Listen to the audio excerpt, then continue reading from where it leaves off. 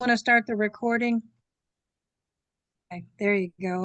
Okay, all right, so let me start over. Thank you everyone for joining us today for the 2025 legislation, new budgets and understanding panel discussion.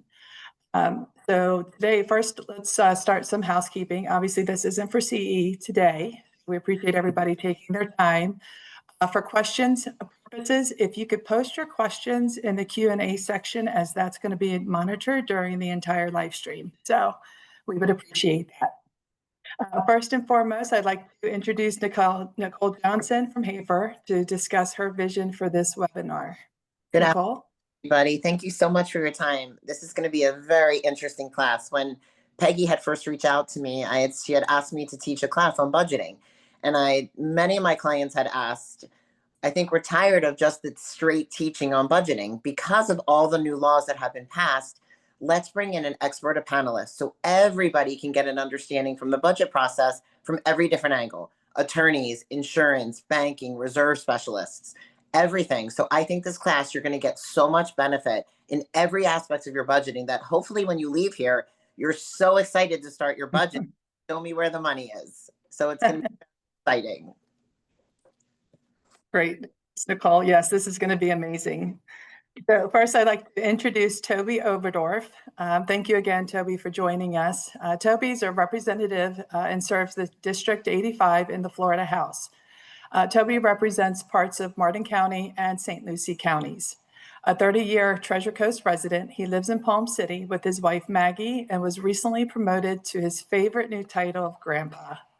With over 30 years experience, Representative Overdorf is a professional environmental scientist and currently oversees the Southeast United States Environmental Division at Haley Ward, Inc. He holds a BS in biology from Union College, a master's in biological science, and an environmental MBA from Florida Atlantic University. First elected in 2018, Representative Overdorf has passed key legislation on human trafficking, government efficiency, and environmental protection.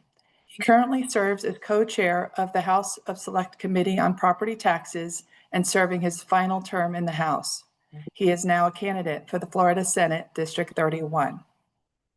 Toby, thank you again for joining us this afternoon. We appreciate it. It's my pleasure. My pleasure. Thank you so much. And thank you all for being a part of this webinar. Number one, for putting it together. And Peggy, thank you so much for inviting me as well to be a part of this panel. And again, I'm here to answer questions, to be a part of it, and hopefully lend a little bit of expertise to the area here. And I will say this ahead of time, if I don't know the answer, I will get you the answer and get back to the overall group here, and happy to do that as well. Thank you, Toby. We really appreciate it. Thank you. So to start off, could you give us some insight as to the latest House Bill 913 that was passed, specifically regarding the budgets and the CSRS reserve funding for our condominiums? Most certainly. As you're aware, we have been dealing with some issues associated with condos, with budgets overall for POAs and condominium associations. And so we have a variety of things that have happened within this specific House bill. It is a extremely lengthy bill, and so I have every confidence I may miss an item or two as I go through this. But that being said, it lays out some accountabilities for, number one, for board members, and making sure that there is an ethical side to that, and all board members are in fact required to pass a ethics course, and then proof of that ethics course must be submitted to the state as well. We have some associations that need to make sure that there is no business interest in monitoring of that board, so that if you are a property manager and you have a business interest within the property that you're managing, you're no longer allowed to do that unless you're disclosing it and the board approves of that moving forward. With milestone inspections, this is an area that we had some major issues with from the original bill, and working through that. Those are now required as of the end of this year. Those milestones have to be completed. And then there's also some local government provisions that come into that, as far as your corrections of the issues that may or may not be there. And we also defined that it had to be habitable structures, 3 full habitable structures in order to start that condominium side and that review. We also now allow for video conferencing, and that was actually a part of the law that had to go through. In that we see this technology has come through mainly after COVID and allows for that. On the reserve side, which I know a lot of you are interested in, it allows for a multitude now of reserve opportunities, whether that be the traditional, we're putting in X number of dollars every single payment cycle, or if in fact now we're going to be bonding it or laying out non-traditional funding, which many development groups may utilize. And so we wanted to give the flexibility back to the associations to be able to meet their reserves in that manner. And because we do realize that some of these funds are going to be significant, to say the least, and therefore we wanted to make sure that you would have the ability to meet that without putting the entire burden onto the homeowners. We go back to the structural integrity and hurricane preparation. All those things are also covered within this bill. And I mean, again, it's a very long bill, to say the least. And we also, there's portions of it that now also allow for not just because you have electronic meetings, they also covered electronic voting with that as well, in that you're able to vote electronically with notice. I might add that notice has to be put out there, and also on the insurance coverage, in order to have a variety of insurance, liability insurance, there must be official records that can be reviewed, and there must be some additional financial reporting. So obviously I can get into the weeds a little bit more if you want me to, but I think that's a pretty good start. No, I think that's a very good start. Thank you. So let me ask you, what do you see coming in the next session? Oh, as far as the condo laws or other items? No, regarding condos associations. I think that every session we're going to continue to kind of massage and get the structural components and the reserve component throughout the state. We're going to kind of massage that and get it to a place where it is more and more workable. I do a lot of work with Juan Porras as well as with Vicky Lopez in the Florida House, and both of them are extremely knowledgeable about this specific issue. And so I think that you'll see another condo bill, not necessarily that is this encompassing, but you will see another little bit of a machination with this. And then also I would suggest that there is some talk of utilizing hurricane improvements, and to make sure that when you do a hurricane improvement, that is not added onto your property tax as well. So that here you are improving your building, trying to lower your costs for insurance, and now you're getting hit with higher property taxes because you did an insurance improvement. So I think that I actually had that bill last year. It did not make it all the way to the finish line, but I would suggest that we're probably going to have that and other bills that'll come forward where if you're making storm improvements or improvements for insurance, that you would not get a higher property tax as a result. That's great. It's great. And do you foresee any changes for cooperatives or HOAs in the next session? I'm not typically anytime you have your quote unquote second session of a term, there's not a lot of absolutely groundbreaking issues. So I don't see a huge amount going there, but right now is 100% the time. So if your group sees something that is crippling or is something that has to get changed, now is the time to get those ideas going. We actually could start filing bills this past Monday, and the bill drafting has opened up. The ability to start crafting bills is there. Our first committee week for most people is going to be in October. My special committee on property tax is actually meeting in September. but the rest of us start in October and it goes all the way through, and session then starts in January this year. So it's an early session, and we will supposedly be done by March, although this last year we went a little bit longer to deal with some tax issues. So that being said, right now is the time to get those issues forward. Okay, good to know. With this group, I'm sure a few of us may be contacting you. Great. Thank you. Great. Absolutely. But thank you again for your time. We welcome you to stay on board and jump in while the panelists are discussing some issues, but we also respect your busy schedule. So if you need to leave, we do appreciate your time and your thoughts. But again, if you want to stay on, please feel free. I appreciate that. I definitely want to listen on. If I could just let your folks know, we on the property tax issue, please also stay very aware of that. The property tax committee is meeting. We will have a constitutional amendment on the ballot next year.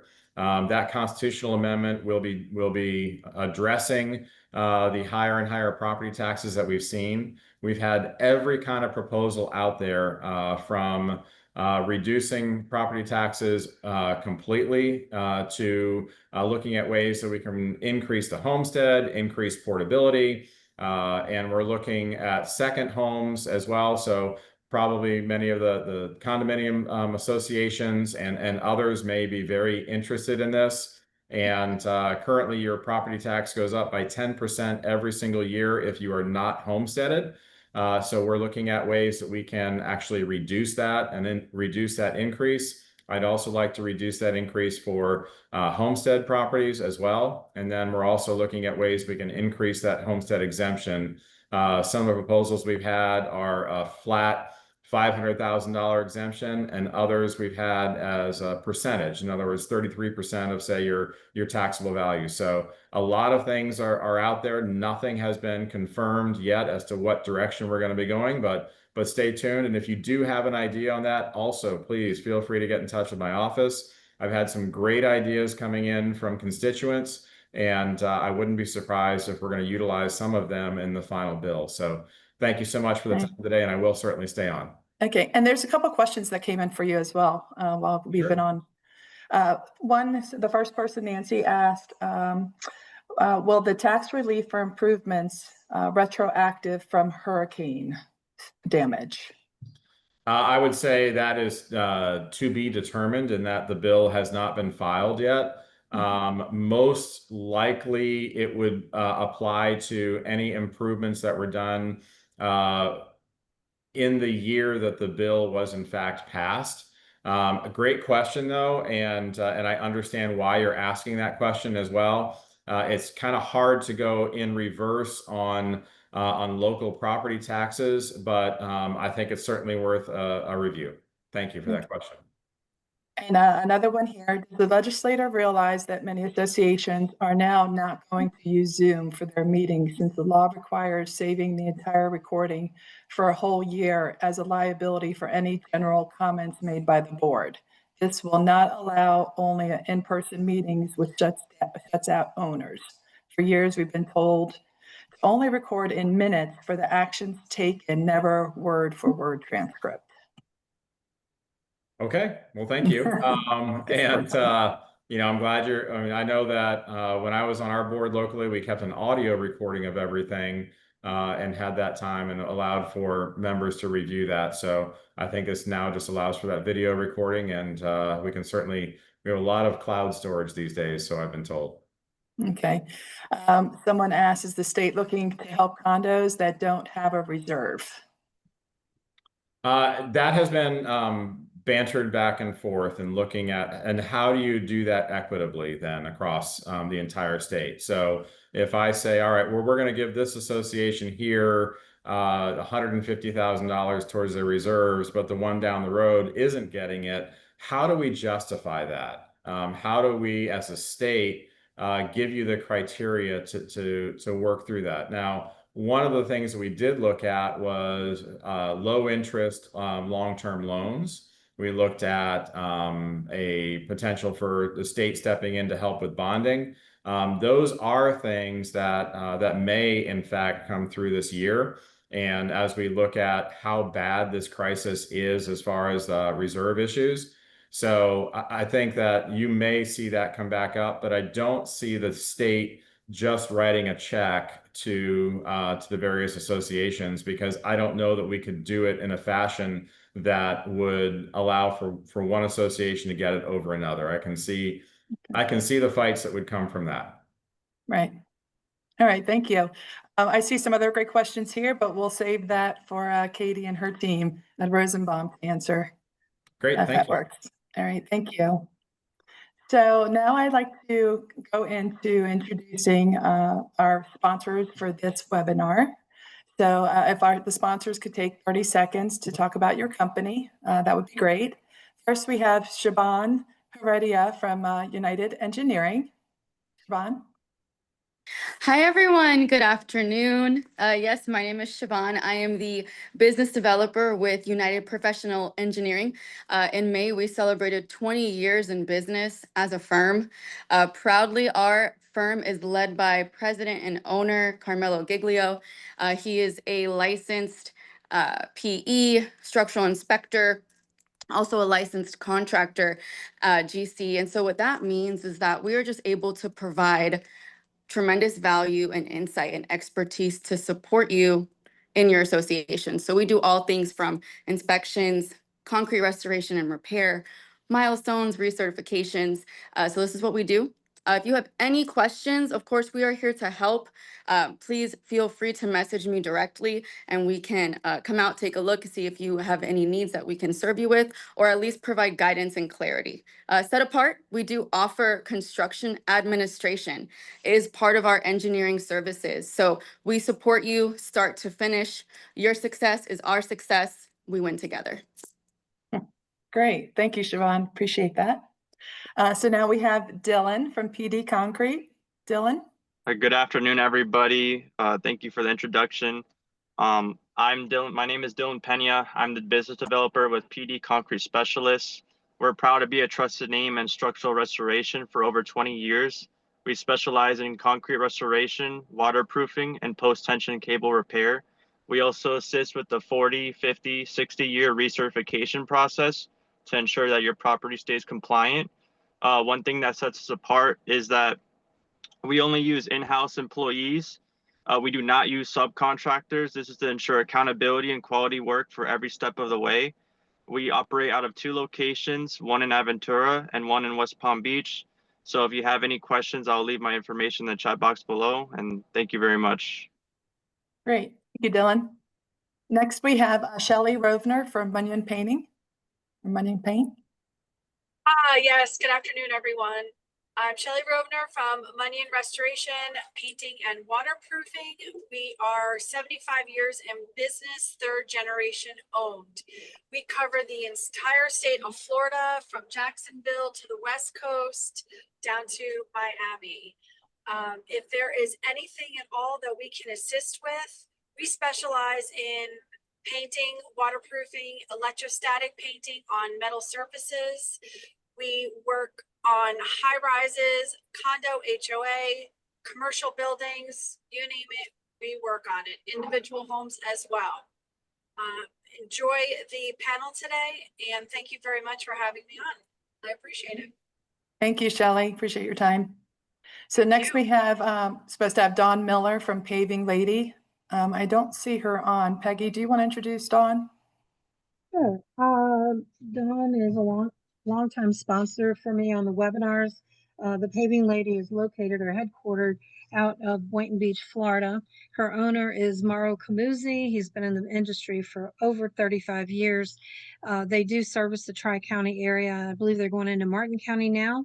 I will have a sponsor sheet going out with everybody's contact information on there. So if you want to reach Dawn, look for her name on there for paving quotations or bids for the new budget season.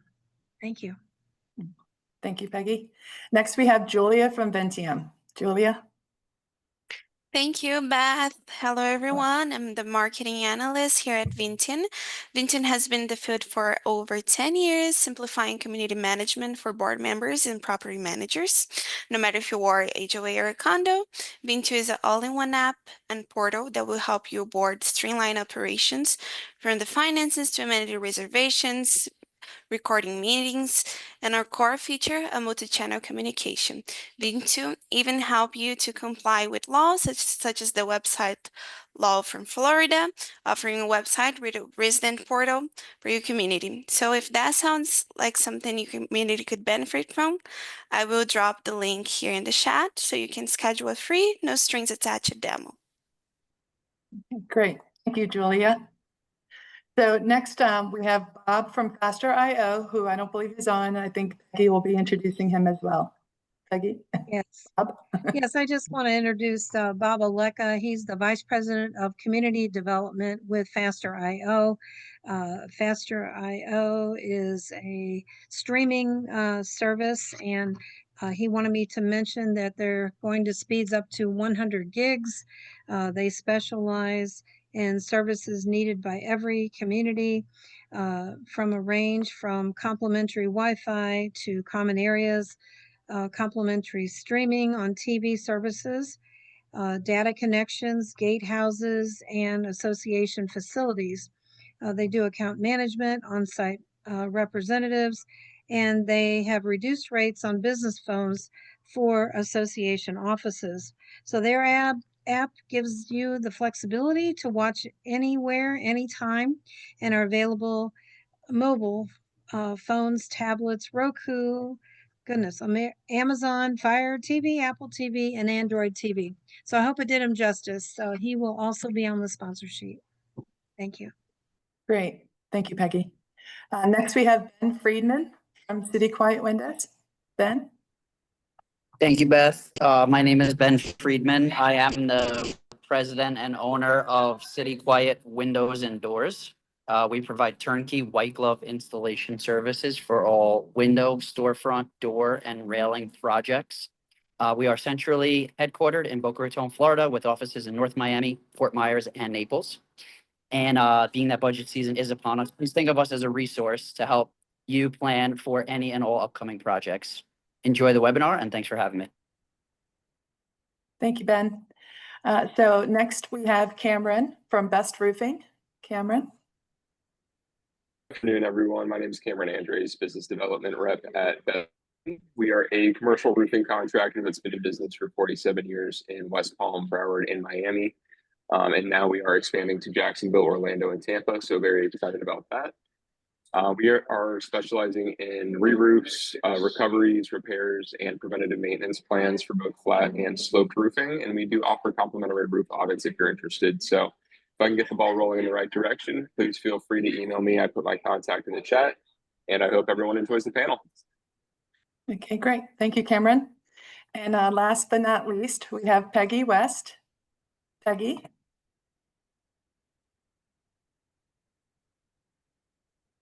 Okay, hello again, everyone. I'm not on the panel today, but I just want to say thank you to all of the panelists and all of the guests that are on today, the CAMs, the board members.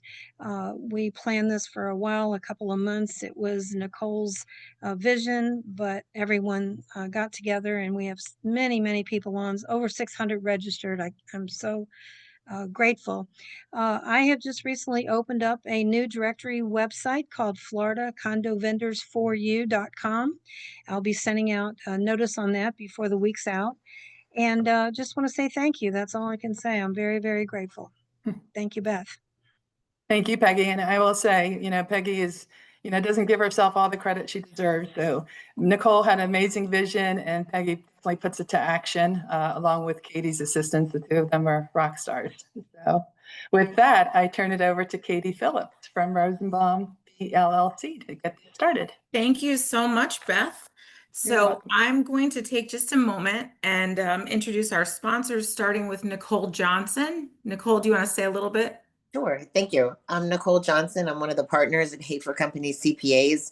We concentrate in the area of HOAs, condominiums, all with financial reporting at year end, consulting on budgets, and tax returns, anything that deals with financials, but no bookkeeping. So I make sure I highlight that. So thank you so much for attending today.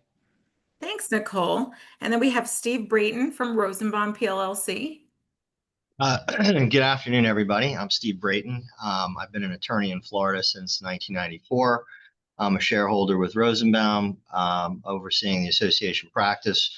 We're a full-service community association law firm, and we handle everything, all your association needs in-house. So we look forward to that. I look forward to the panel today. We've got a great group. So. Thanks, Steve. Jamie Gelfand for Citizens Bank. Good afternoon, everybody. I'm Jamie Gelfand. I'm the Regional Sales Officer at First Citizens Bank. We're a 125-year-old top 20 bank. We provide all of the banking needs for condominiums, co-ops, and HOAs, including banking, FDIC protection, and loans. If you're working on any of your milestone reports, need loan information, I'm happy to help. My contact information will be in the chat. Thanks, Jamie. And Matt over at Reserve Advisors. Hey, good afternoon, everyone. Matt Queasley with Reserve Advisors, 25 years doing reserve studies. I'm a reserve specialist and a professional engineer. Also part of the Florida Legislative Alliance and been involved to do some testimony up in Tallahassee for the Senate Regulated Industries Committee recently, just to kind of pass information about what we're seeing. Our community's done, or our firm's done about 1,000, a little over 1,000 now, structural integrity reserve studies, and work throughout the state. I have a team of engineers who do reserve studies, structural engineering, structural integrity reserve studies, and insurance appraisals as needed. Thank you, Matt. And Beth, we heard from before, but Beth from Brown & Brown. Thank you, Katie. So I'm Beth Garcia Svopa. I'm a 34-year agent. I'm a senior vice president at Brown & Brown Insurance, working with associations to help you with your navigating through your insurance challenges and insuring your buildings and getting you the best program available to market. So if you're having any issues, feel free to reach out to me. I'll have my contact information in the chat. Thank you. And Steve Mason over at Altieri Insurance Consultants. Good afternoon, everybody. Thanks for the intro. My name is Steve Mason with Altieri Insurance Consultants. We are a national public adjusting company. We're headquartered in Tampa, Florida. We have offices in Fort Lauderdale, Ocala, Destin, Jacksonville, all over the place. It's hurricane season, and with that, hopefully we can dodge any major storms this year. But if you have any property damage issues aside from hurricanes, like pipe burst fires, we're here to help. We're here to help managers. My background is a 20-year veteran in the community management world, where I spent 20 years doing community management here in South Florida. But in the last 7 years, I've been doing claims work, and I'm a lot happier. And I love the people I work with. It's a great family company. Thank you. Thanks, Steve. And I'm Katie Phillips. I'm also with Rosenbaum PLLC. I've been in the industry for 28 years, 20 years on the management side, 8 years now with the firm, almost. And I'm going to be the MC today. So we'll jump right in and talk about several of my favorite topics, budgets and legislation. We had heard from Toby Overdorf about the 913 updates and its impacts to our budgets, but not all of our associations are condos. So with that, Nicole, why don't you explain the difference in budgeting for the different types of associations, who should be preparing them, where do we start, etc. Sure. So first thing is, if you're starting your budget now, you're too late. I'm just kidding. But why I'm saying that is you should have already been planning your budget since this new legislation came out. And why I say that is you should have already had your milestones. You should already have your reserve company in place. Already have your banking in place. You should already be reaching out to your insurance agent. August is late. And years ago, when I started in this industry 22 years ago, I wouldn't have said that 22 years ago. Now I say you need to get started as soon as possible. June, July. The first step is, and everybody always asks me, and it's basic budgeting. I say this for your personal budgeting. I say this for anything. You need to look back at history. Not enough board members look at history. So why I'm saying that is they never look at the general ledger detail. Your general ledger detail is everything that has gone on through the entire year. If you're not sitting down and looking at the entire specifics of everything you spent, how are you getting a great budget? For example, let's say you had a major plumbing issue. Well, next year, you're not going to have that. So that line item needs to be changed into another line item. So the problem is too many board members, they're looking at it from a perspective of, okay, I'm looking at my P&L and I don't know what's in that line item. So it's very important. The first step is to get the general ledger detail from your accounting services and make sure it's right. So it's interesting. I do a lot of associations and I give a lot of examples when I teach, but we had an association and they were trying to do their budget and they're like, we cannot get an accurate budget. It was a new board. Well, the prior board was moving expenses around, so their variances were zero. The problem with that is you're going to have variances in your budget. When you do that, you're never going to be able to do an accurate budget for the next year. So the most important thing is getting the finances right first. Make sure that all those line items that you've coded to are in the correct categories. Then the next thing is people will ask, who actually is responsible to do the budget? So the ultimate in the end is the board of governance. Regardless if your property manager is helping you and assisting, which they know the everyday operations, the ultimate people responsible in the association is your board of directors. So what I would say is, from my perspective financially, is you have your property manager start the budget. They do a basic introduction, they put it together, and then they sit down with the board or their finance committee or their budget committee and go line by line and see where do we need to adjust.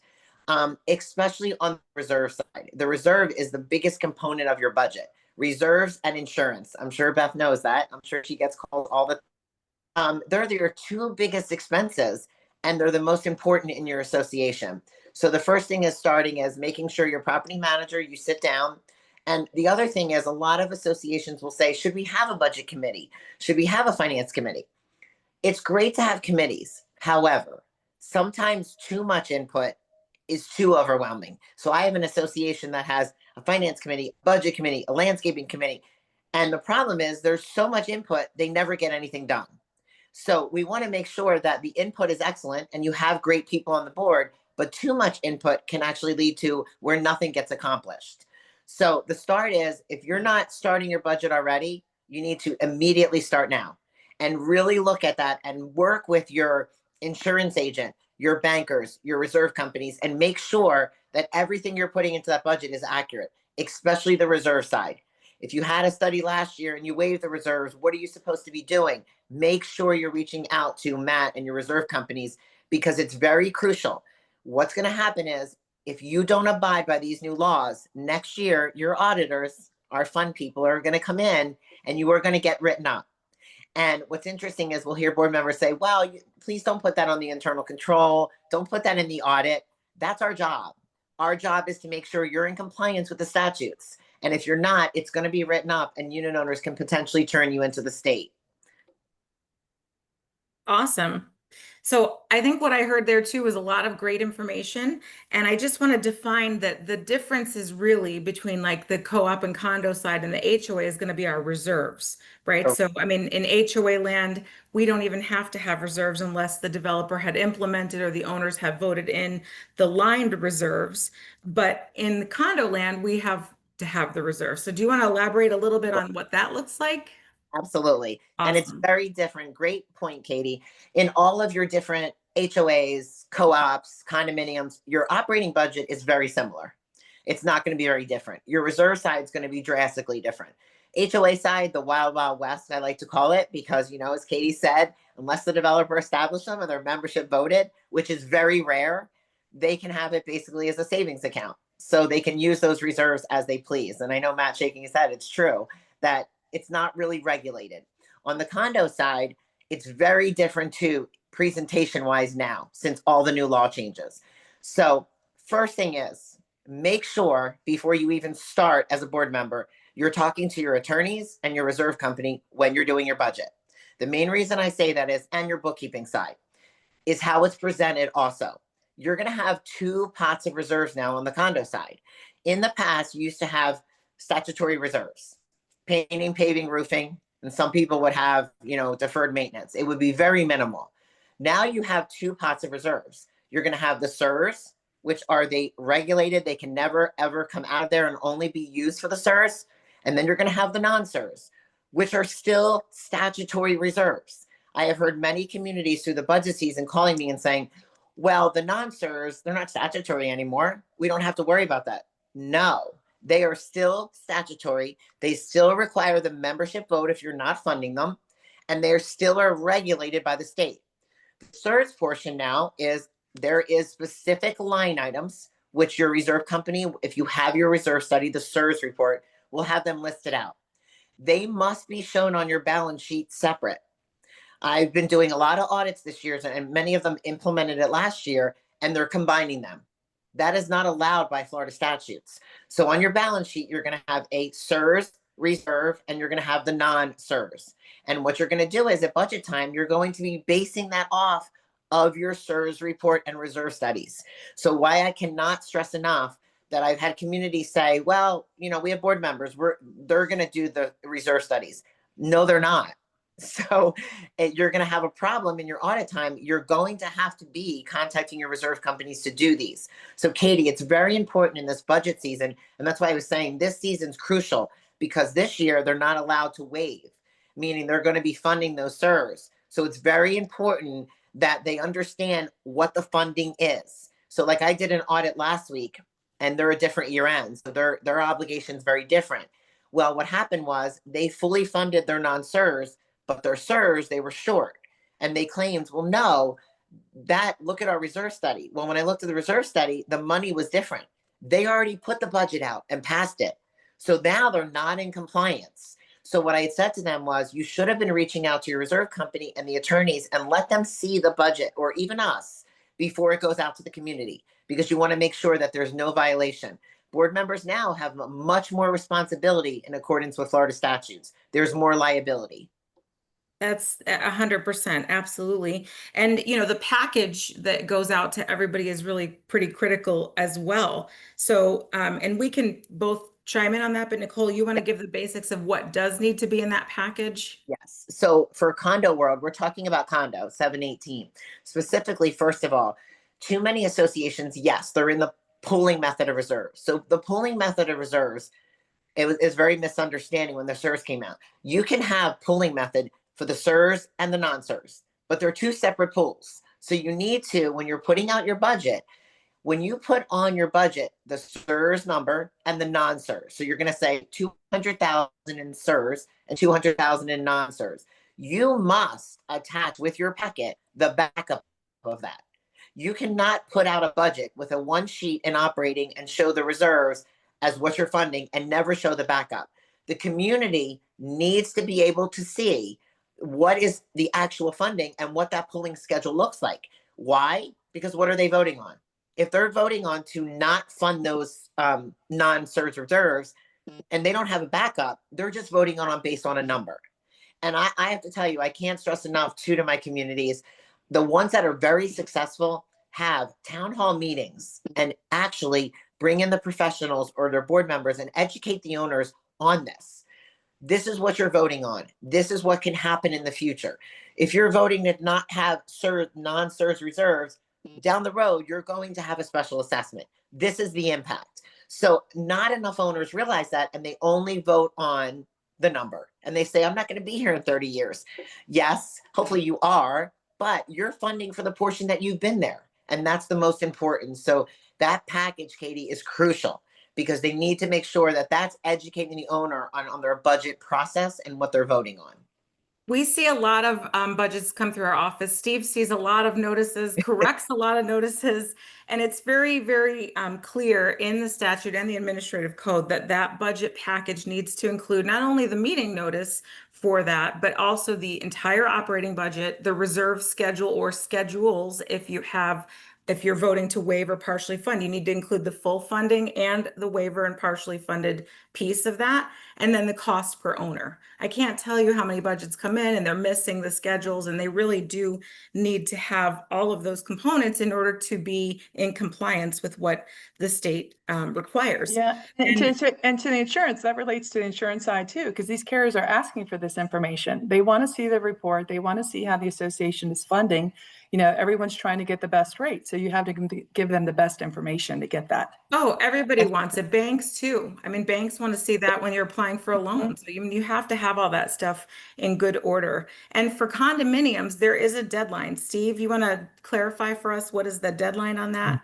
Yeah, absolutely. So the budgets have to be adopted by condos and co-ops no later than 14 days prior to the end of your fiscal year. So like Nicole mentioned, some of her clients are on different fiscal years. We have the same thing. They may be July 1, they could be, June 1. So you've got to work from your fiscal year and work backwards 14 days. And certainly you don't want to be waiting until the last day to get that budget passed. The other thing is you should be mindful that your documents, even in condo and co-op land, may have a mandatory earlier notice requirement to the owners that you send out that budget even more. I have some clients where their bylaws say you've got to send out the notice 30 days prior to the end of the fiscal year. So don't assume it's the statute 14-day but if you don't hit that 14-day, you're looking at a statutory violation.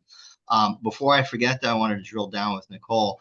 When we're talking about the Sears reserves and the non-Sears reserves and having those separate schedules, would you agree also that the associations need to have separate bank accounts for those funds so that those funds aren't commingled and that they can account for how that money's been spent, whether it's for Sears items or non-Sears items? I love it, Steve. From enough, because what's going to happen is, great point, Steve. They're going to have something on their books called a due to, due from. I see it coming because they're going to dip in. If they're commingling, they're going to be dipping in, and they're not allowed to on the SIR side. And what's going to happen is that due to, due from is a violation of statute. So that's a great point. I recommend separate bank accounts that the equity equals the cash. There we go. Thanks. Awesome. So Steve, let's talk a little bit about the notice requirements for the budget meetings. It's a little bit different, obviously, for our condo and co-op people as well as HOAs. Can you drill down on that, what that looks like? Sure. So again, the minimum notice requirement for condos and co-ops is 14 days from when the board is going to entertain the budget that they're going to adopt. We'll talk a little bit about condo and co-op, some changes into what kind of budget they have to propose. With HOAs, the statute only specifies that if they're considering a special assessment, they have to give 14 days notice. So like Nicole said, it's more of the wild, wild west. You need to really be checking your bylaws if you're an HOA to see how much notice you need to have for that budget meeting.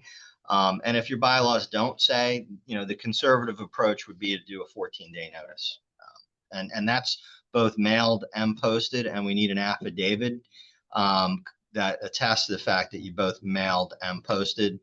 If you have a website requirement, you're going to need that budget up on the website too. And HOAs now have a website requirement. So if there are 150 units or more. So there's a couple of different places where you may need to have that budget, that notice package, including the proposed budget, posted and available for owners to see.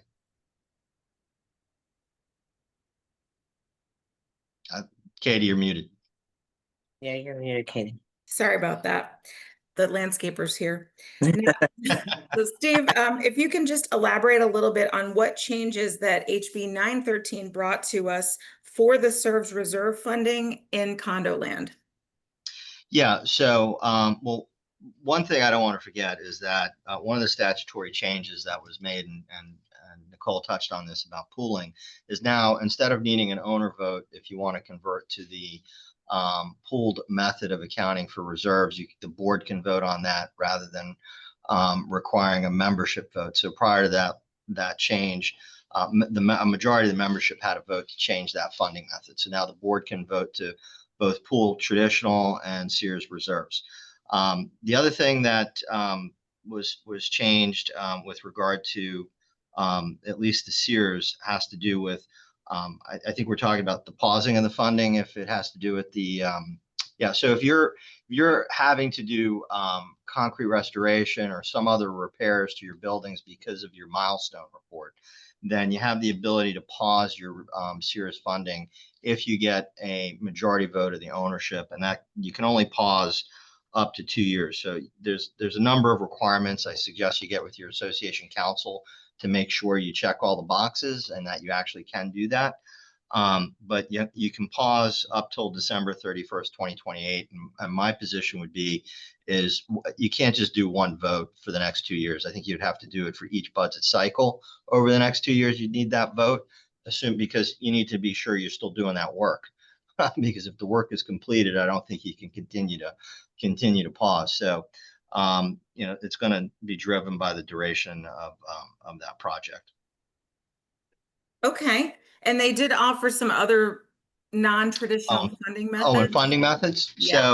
Yeah. So the alternative funding methods have to do with bank loans, lines of credit, and also special assessments. I understand the special assessment piece in the change in the law. I'm not 100% certain on the line of credit option, because the statute says you have to have a line of credit that's capable of funding the total amount you should have funded for your Sears. So whether they're talking about, the deficit per your Sears report, because obviously when they implemented funding Sears components, it was on a go forward basis that you had to fund at 100%. So if you had not been funding these components for several years, you didn't suddenly have to do a catch up assessment. But if you're going to do a special assessment or a loan or a line of credit, the law seems to suggest you've got to be able to cover all of that in the loan or line of credit. I could be wrong about that, but other lawyers may have a different take on it. But it's a little difficult to follow from my perspective. Doing this a while. I agree with you, Steve. Steve, I can jump in here. Yeah, it says the cumulative amount of any unfunded, reserves. So this is the bill. It's 191 pages, and it's very convoluted. So I'm sure there'll be other things that we have to, really dig into the language. And like Mr. Oberdorf said, probably maybe some technical things that need to still get cleaned up in that responsibility. Can I just go back one point? I just wanted to talk about, because there was a question in here about the pause of the reserves for 2 years. Sure. An individual bill mentioned that the roof, they got to replace the roof. It's $1 million, but that was not listed in the milestone report as a deficiency. I think the statute is clear there that if the pause has to be for the purposes of funding items identified in the milestone report. Is that how you're reading that as well? That's exactly how I read it. I don't know why they didn't why they limited it that way, as opposed to saying either called out in the milestone report or because you've reached the end of the useful life on the asset per the Sears report. They could have done that. And I don't know why they didn't do that, but I could speculate. But. Yeah, well, but I would say in that case, that $1 million roof should be in your SERS. It should be part of the funding plan that was part of the SERS. So that should be what you're setting aside anyway. I mean, the roof doesn't care. You can now get a loan, you can finance it, but otherwise it's got to be done. The associations don't have other options. Right, but you're not going to be able to pause unless it's called out in that milestone. Right, you're 100%. Yep.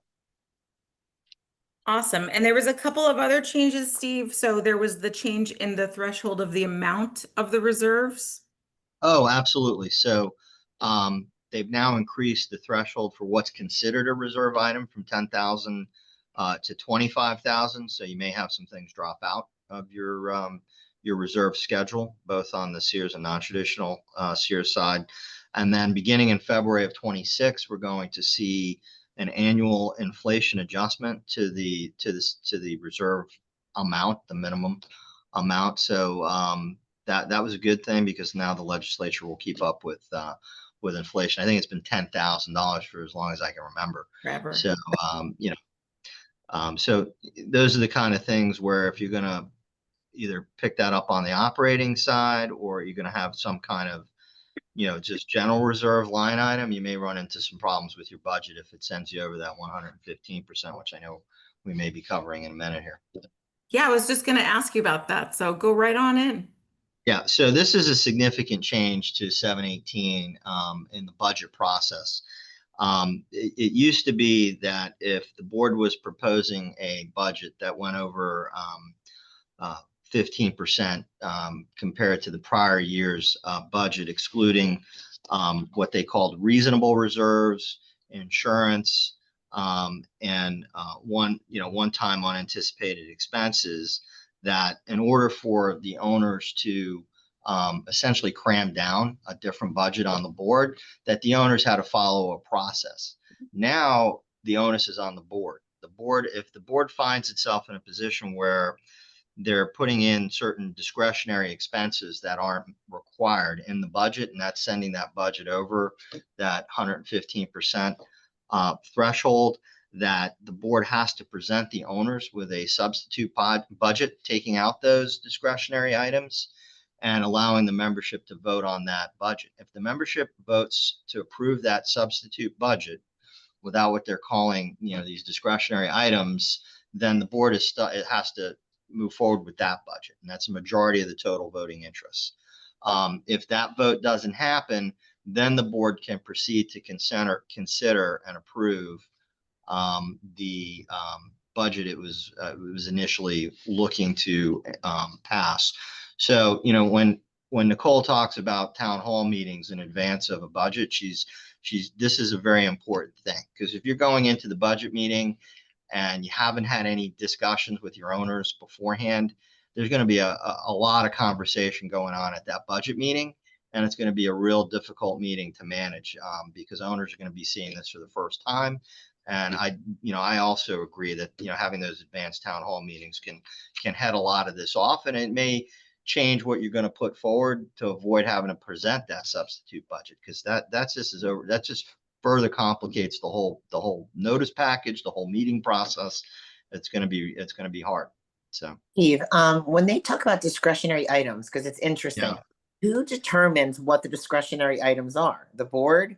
Because there are certain in there that maybe a unit owner would think discretionary and someone else wouldn't. So, I think, for example, one of the things they probably are talking about is, now that they've changed the phrase reasonable reserves to required reserves, that if you have clients that have like some kind of general contingency reserve account or some generic deferred maintenance account that isn't specifically identified what that's for, that's a want as opposed to a required. So I'm seeing this probably happening more on the reserve side than on the operating expense side. Because how are you going to start fly specking operating expenses and saying that's discretionary? Agreed. That's exactly. So I think it's going to be more on the reserve side, where we've got some things in there that may or may not need to be funded. Well, it excludes the reserves and insurance, right? So, I mean, it's just really like. But again, it's required reserves. So now we're getting really specific as to what am I as an association required to fund per my Sears study, or my traditional, reserve study. And if I've got other things in my reserve schedule that don't need to be there, then that could be the problem in terms of the calculation at 115. Matt may have some thoughts on that. Yeah, I know that this was something that in a lot of town halls that Senator Bradley and Senator Pizzo went to after the law. They heard, these buildings that were including, doing a major special assessment, and in the special assessment was money for revamping the lobby, or one case had a wine room that they wanted to revamp, and they put that in the special assessment. And so the senators went and said, no, you don't have to do that. That's not required. It's certainly not a SERS item, but I think there is going to be some conflict there. Like, it is required to do a lobby renovation in a luxury high-rise building. I don't think that's discretionary necessarily. It's aesthetic, and it may have some more discretion involved in the exact timing of it. But I think that's going to be some interesting conversations if they're trying to say that a $1 million lobby renovation, which is still over the $10,000 or $25,000 now requirement, is a discretionary item. The way I would approach that if I had a client come to me is have the members vote to approve, because if you're doing a renovation like that, it's probably a material alteration, and get the members to bless the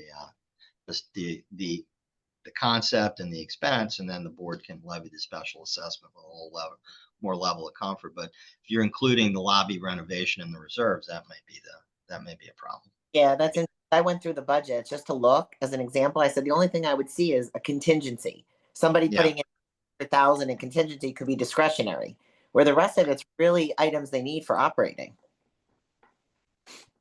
Exactly. So let's go back for a minute to the using alternative funding methods, because I know Jamie loves this topic. So why don't we talk about using a loan or a line of credit for reserves? So let's start with understanding what is the difference between a line of credit and a loan. So lines of credit were first put into play as variable interest rates Were originally intended by banks to be used for emergency funds. If you had an elevator repair that wasn't in your budget and a plumbing issue that wasn't in your budget, your hurricane deductible. So lines of credit are variable interest rates, typically at a higher interest rate than a loan. And that was the original purpose of a bank, to provide a line of credit. A loan is intended with an upfront interest-only period that mirrors a line of credit, allowing you to draw down during a project. But the loan gives you a longer fixed rate, lower interest rate term to pay off that project. Going into that, for a loan, there's two ways to repay a loan, either a special assessment or increasing your budget. I get a lot of questions from people that they are confused of how to incorporate that. The special assessment is usually passed on the construction cost of the project. And whether an owner pays in full or pays over time using the loan that's being offered by the association is just the repayment source. You know, it just brought up so many questions in my own head from my manager's hat too. Like if they already have an existing line of credit that's, you know, really supposed to be for emergencies, and they have to, you know, they decide to use that for reserve funding, then what happens if they really do have an emergency? There's not a good repayment plan there. Well, that's how banks feel. Most banks that I speak to feel that way because reserves are collected annually. So if you have a line of credit that you've taken out the funds to put into a bank account for that year's reserves, you still need to repay that source. So you're either going to, again, need to pass a special assessment or increase the budget. So back to Nicole, just doing a proper budget with increasing your reserves in a bank's, at least my bank's state of mind, is the better action plan. No need to increase debt, add debt to a balance sheet unnecessarily. But if you have an actual project that you're working on, then by all means, take out the loan and then defer the reserve collection for the 2 years with the proper vote. I agree with you, Jamie. And when I see a problem too, is a lot of times people will put in the budget just the principal payments. And get the interest. And when I go to do the budget, I said, how are you paying the entire loan back? They don't incorporate the interest part of it because they're not calculating it correctly. Right. That's a major misunderstanding of most association. If I can jump in, I think from what I'm hearing, and then Matt, by all means, it seems to me like in a perfect world, I don't know if Representative Overdorf is still listening, that what would really help these these associations out is if you're undertaking a project to, you know, restore an asset that's part of your Sears, and you're levying that assessment or you're getting that loan to fund that project, that you should be able to pause the reserve funding for that item while that project is underway. Okay, irrespective of, you know, whether it's a traditional reserve asset, a Sears. I mean, typically the Sears reserve assets are going to be the more expensive items, right? Just by the way they're defined. So if I got to do concrete restoration for $2.5 million, and it's going to take me 18 months to do it, and I'm taking out, you know, and I'm at a point where we don't have the funds in reserves to fund that project, and I got to levy a special assessment. Why not be able to, you know, pause funding for that asset while the project is underway, require me to do my updated study and start funding again because I just reset the useful life on it. So, I mean, that to me, you know, as opposed to tying it to the milestone and creating things that, you know, from a practical standpoint, don't work because a bank isn't going to give you a line of credit for $5 million without understanding how you're going to pay that back if you draw on it. You know, it's just, you know, some of these things sound okay, but they don't work in practice. I agree, Steve. Hey, Steve, great point. And I would say, yes, I am still listening, first of all, but thank you. But the other side of that is that, you know, if you're actually putting a reserve in for something that exists, if it's under construction, does it really exist? So, I mean, that Well, would no, be when we're talking about like when a client has to do a balcony restoration. I understand. Yeah. Yeah, so that's So- an existing asset that I've got to repair. I got a client who's getting ready to do a $4 million painting and concrete restoration project.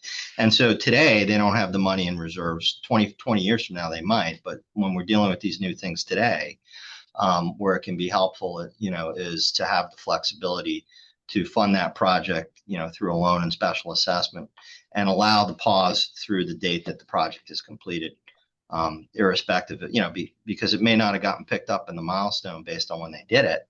Yeah. Because a lot of clients were very proactive. They did those milestones really early. And so that work may already be done, and they're on to other work that wasn't in the milestone. Gotcha. That's what we're kind of seeing. So Okay.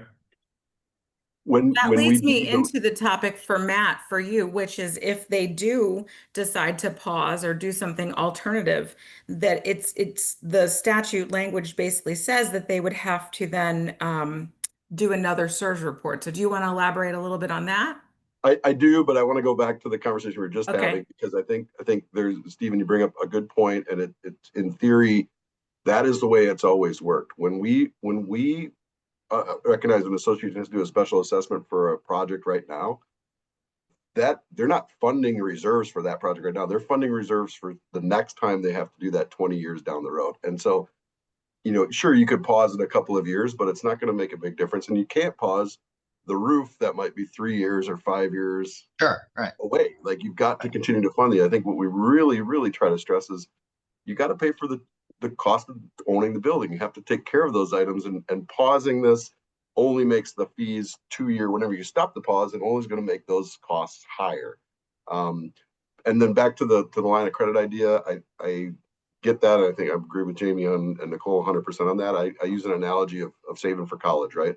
I'm going to save for my kids' college now, and I'm going to save it. I'm going to have the money to hopefully send them to college. Probably not, but I'll hopefully have most of the money to send them to college. What I am not going to do is I'm not going to take a loan out today for my daughter who's 13 and start paying interest on that loan today, or have a line of credit on their loan today for that eventual savings. I'm going to save the money when I don't have, when the project is there. When college comes, I need to take a loan. I'll take the loan then, but don't take that loan now. It's just something like an analogy that I think about. Same with retirement. You're not going to take out a loan or a line of credit to put money in your 401k. That's a great. Excellent. Steve, you want to jump in on that too? I just wanted to add, I wanted to throw a wrinkle into the mix as we're talking about line of credits and repairs and reserve funding. As a public adjusting company, I think of disasters. So, and what happens if a storm rips off a roof and we're under a state of emergency? Then you have special powers given to the board on how they want to use their line of credit or obtain a line of credit. And I don't know, Steve, if you want to expand on the state of emergency scenario, the powers the board has on those type of situations. Can they stop funding their reserves in lieu of beginning the recovery process? Yeah, I think that was covered in the amendment. I off the top of my head, I don't remember if they can pause. I think they can. I'd have to double check that. But I believe they can. I mean, I think those emergency powers are limited for the duration of the emergency. So it's not. Right. It's not like the board has a blank check to do whatever they want. It's really to restore the property to habitable condition. And once that happens, those powers go by the wayside. I've had a lot of, especially on the West Coast where we've had more hurricane activity, that clients tried to justify things they were doing under emergency powers 2 years after the hurricane had happened, and that's a little tricky. So yeah. But that's a good segue back to the question Katie asked me about updates, because we are doing a ton of updated reserve studies now for clients on the West Coast that have gone through the disaster, worked with Steve, got it a new roof, and then it actually is going to be to their benefit to do an update, because it's going to reset the life of the roof, right? They're going to hopefully have, they may have paid some deductible on it, but hopefully they have a similar amount of cash on hand, but now more years left on the new roof. And so when we see big changes like that, it makes sense for updates to occur. The legislature did put in now, anytime the budget does not follow the findings of the most recent structural integrity reserve study, then that triggers the need for a new updated structural integrity reserve study. And then, yeah, the pause also before they pick funding back up after the pause requires an updated reserve study. And we've always done updates. There was a question in the chat or the Q&A that I just answered on text, but the state law requires them every 10 years. That's way too long, in my opinion, and most opinion. It's a financial estimate. These things are estimates. As good as we like to think we are of estimators, we get things wrong. We can't predict inflation exactly, and so really, really important. I think updating on like a 3-year cycle is kind of what the industry has trended. The National Reserve Study Standards recommend a 3-year update cycle, and so that's the best case. But that's kind of a best practice. But if you had something significant change in 1 year, or maybe you waived the funds last year, you did the study in 24, but you didn't follow 2025's part. Now 2026 is probably going to look a little bit different. So updating studies is very important. You don't have to start from scratch. I know that's like everybody's concerned. Well, I just paid all this money for a SIRS and now I have to do it all over again. Updates are a fraction of the cost. There's 2 levels of updates. One would be a with site update and one without site visit update. So if it's been a short period of time and you've only made a few changes, you usually can get on a Zoom with a consultant and make the updates fairly quickly, fairly inexpensive. But once you have a SIRS, this is kind of a question that we get a lot. Like once you're on a SIRS funding plan where you have the funds separated, pretty much every update that you do is going to be a structural integrity reserve study. You're going to have, and then you have to follow the most recent structural integrity reserve study. And from the bank's perspective, all those updates are important when the bank is looking at providing a loan to an association, because you may be coming today just to look for a roof replacement, but the bank is going to look to see what other projects do you have coming in the next 2, 3, 5, 7 years that they're going to need to take into consideration when calculating the risk rating on that association. Good point, Jamie. Agreed. So Matt, there's also been, people that had the SIRS done in like 2023 and 24, and then they didn't implement it last year because they didn't have to, right? It was all budgets approved after December 31st. So is it appropriate that they should get that updated before they put it into this next year's budget? I think it's a best practice, but like Nicole said, we're kind of late in the game for most budgets that are already kind of left the station. So if you had a significant departure, update it. If not this year, maybe next year, because again, that 3-year window is going to be important, especially if the funding changed dramatically from what you had initially planned. Okay. State law Awesome. does only say you have to do it once every 10 years. And I guess apparently you can follow that same study for 10 years legally, but that would be, I think, setting a community up for trouble. Yeah. Yeah, 100%.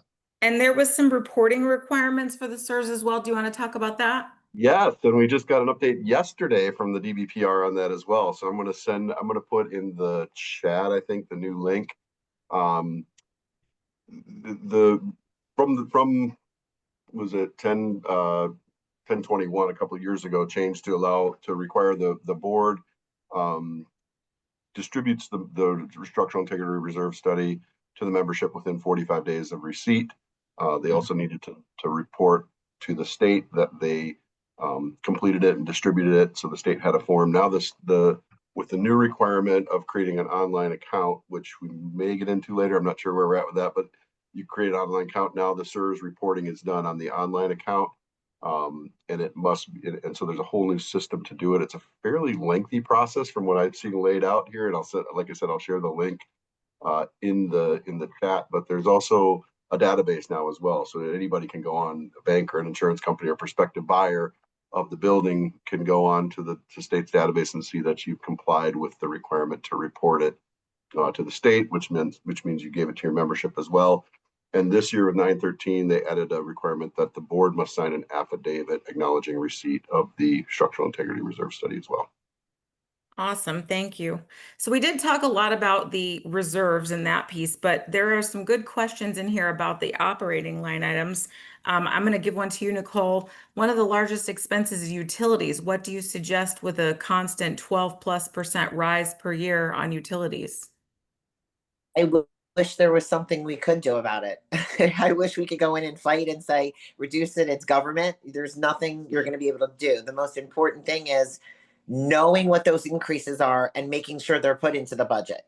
They're costs that you can't control. I always call them like sunk costs. There's not something you can go negotiate and say, well, if we do this or we do less cutting like lawn for landscaping, they're going to be costs that are going to constantly be increasing, especially you're right. The increase was dramatic this year.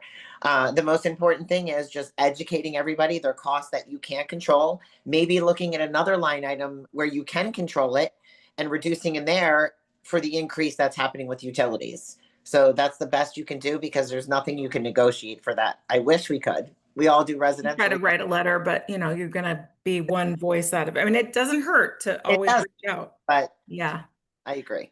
So that brings me to another really important topic, and Steve Mason, this is for you and I, right?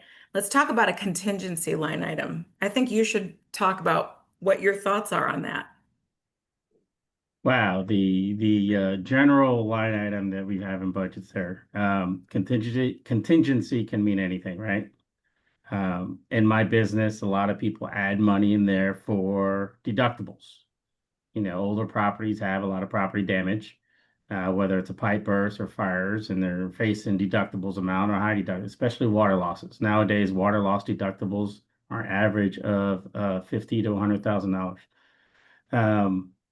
And those are certain all these unforeseen incidents, right? I don't recommend to have a contingency item in your reserve study. To me, that's pretty vague and does not look good. Just have that in your budget. When you're reviewing your budget and you know, what I did a lot when I was in management is I would always look at the prior expenses for 3 years and like what hit me that wasn't foreseen. But aside from those deductibles and disaster expenses that you may face, got to have a conservative number in there. Again, it's a business decision by the board. You don't want to affect your budget too much, but you should have something set aside for that, for those unforeseen incidents. And those, you know, again, when you're looking at a budget as a whole, 80% of it's hard numbers. You know, payroll's hard numbers, contracts hard numbers, insurance are hard numbers, your estimates are repairs and maintenance. So you have to estimate the best on your ability, and the only thing you have to look is the history of the association and what's come up as unforeseen expenses.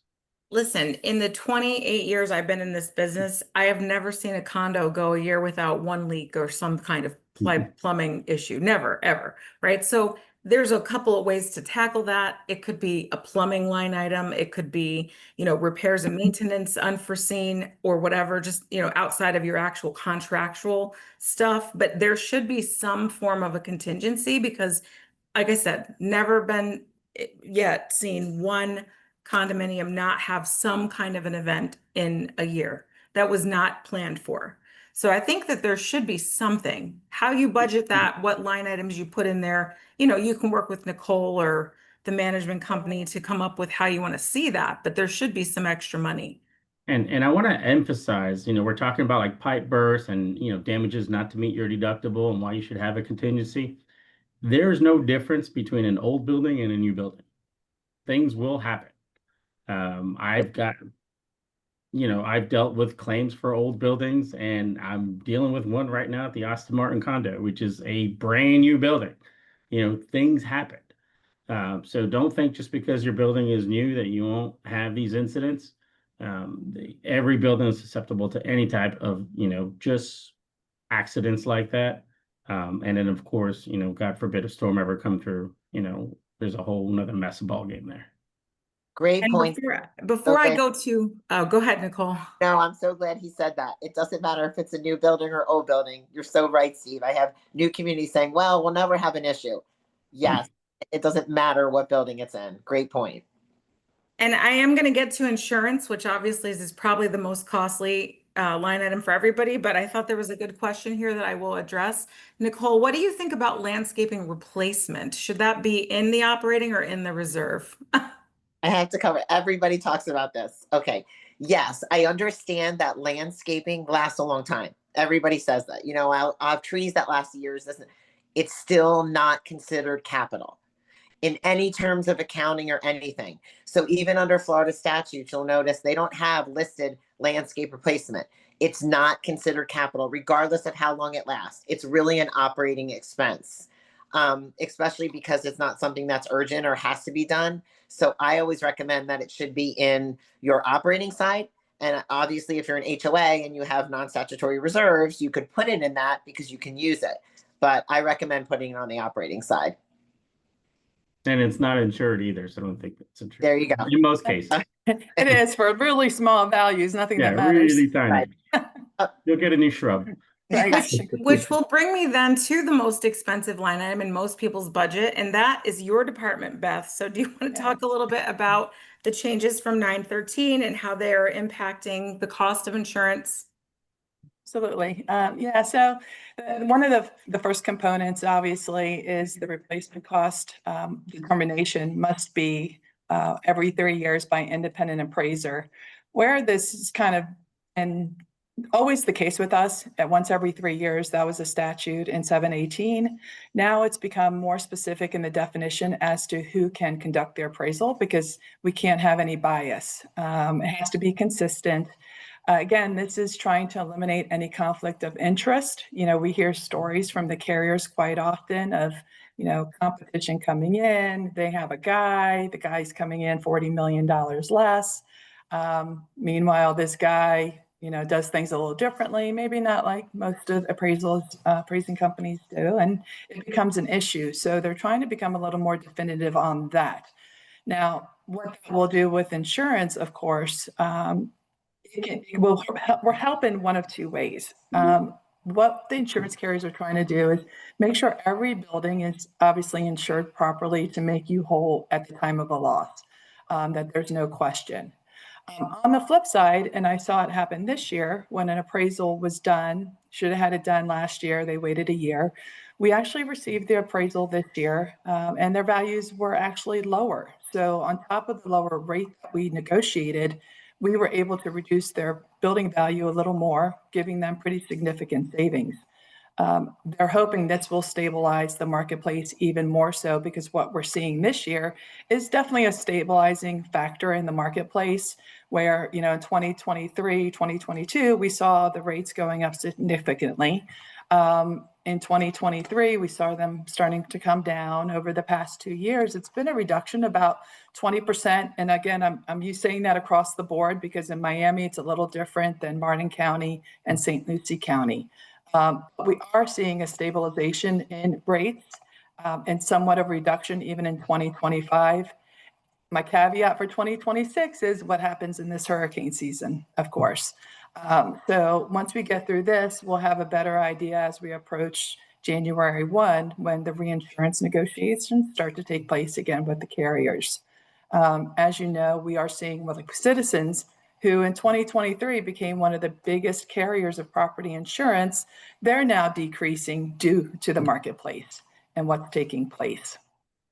So those two things is a huge factor, again, for the appraising companies and determining values on these buildings. If I could throw in two additions there regarding Citizens, we also realize they're also excluding more things on their policy as well. So if you have an opportunity to get out of a Citizens policy, I tell people I should do it, because, you know, now they don't even cover exterior waterproofing. You know, I can't repaint your building, right, that type of thing, and so they don't want your business, right? So they're doing things more and more. The carrier of last resort should never have been the primary carrier in 2023 getting insurance. That just wasn't the premise behind it. To your point too, another thing we're seeing is competitive options coming back into play for percentage deductibles. So where in 2023, you know, it was 5-10% for the larger buildings that they wanted for wind hail, we're actually negotiating now 2% again. They're automatically giving us a 2% deductible to try to keep the rate of a 5% deductible because of the rate reductions that are being filed in the state. So that's welcoming to all, you know, boards to hear. But again, we're also seeing, and this kind of, you know, leads into the point too of the other change that's taken place. They're asking for the reserve studies. So if boards are keeping up with what being done in the reserves, and the money's there, and they're looking at the SIRS, and they're making those, it's making them a better client. They'll get a better rate. There's going to be a better program for the long run for them.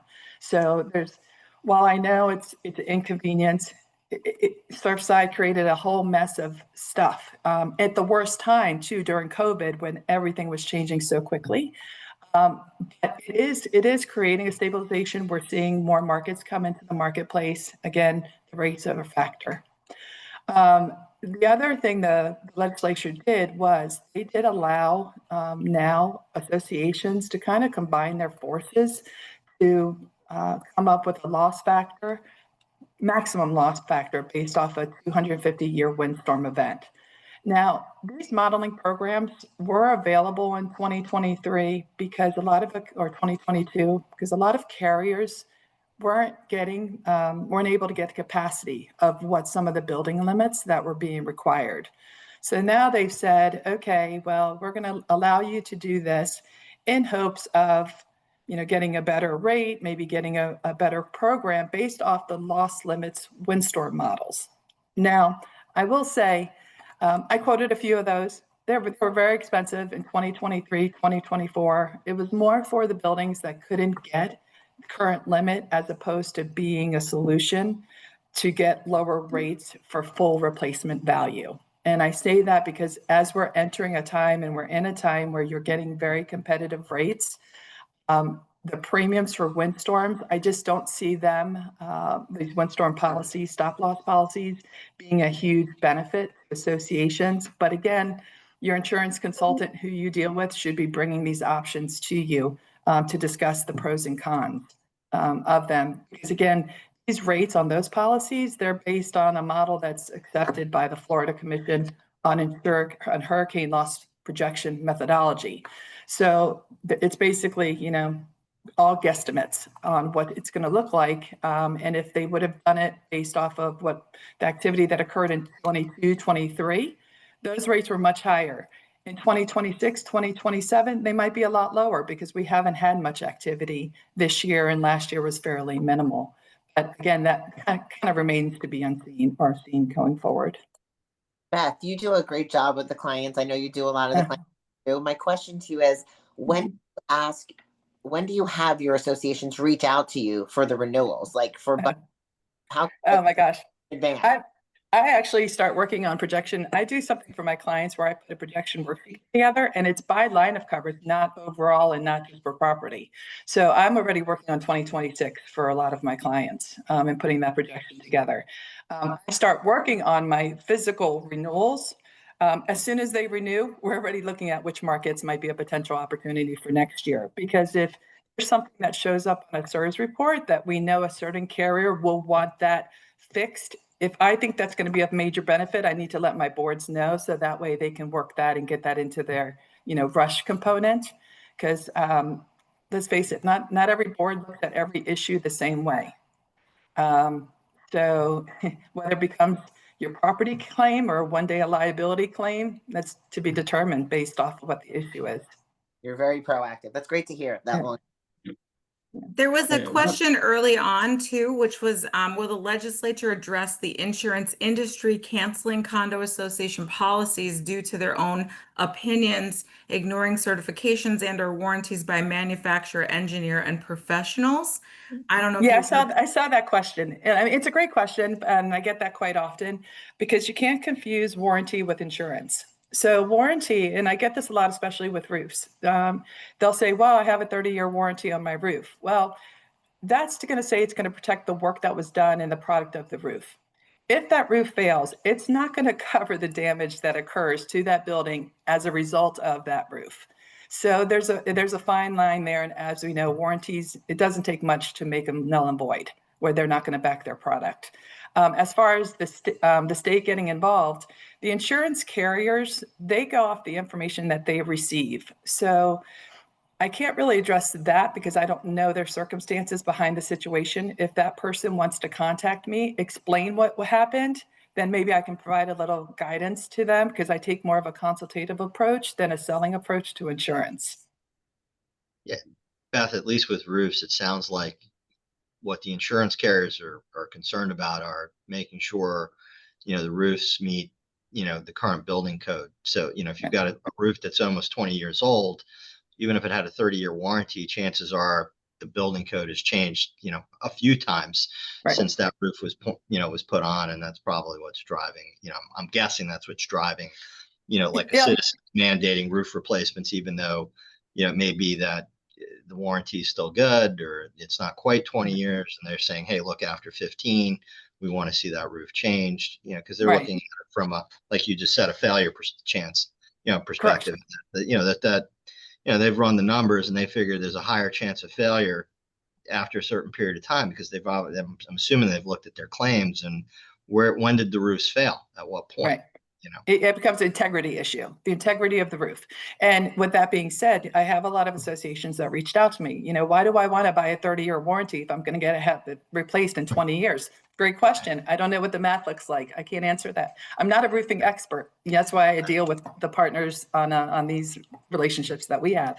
I lean into them to get some more information. But there's, again, bad information regarding roofs out there. I saw a commercial last night. This foam product, they say that'll, meet the insurance requirement for a new roof. No, it won't.